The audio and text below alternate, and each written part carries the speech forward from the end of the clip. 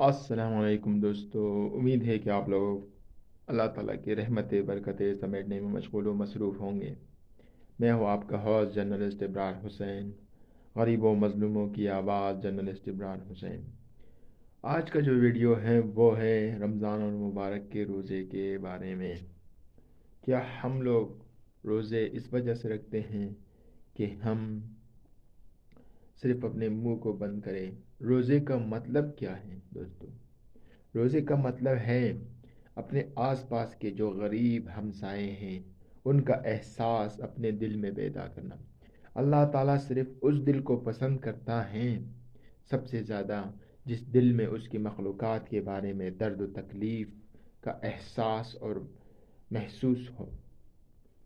تو روزہ رکھنا صرف منہ کو بند کرنا نہیں ہے، بلکہ آپ کے آنکھ کا روزہ ہونا چاہیے، آپ کے جسم کا روزہ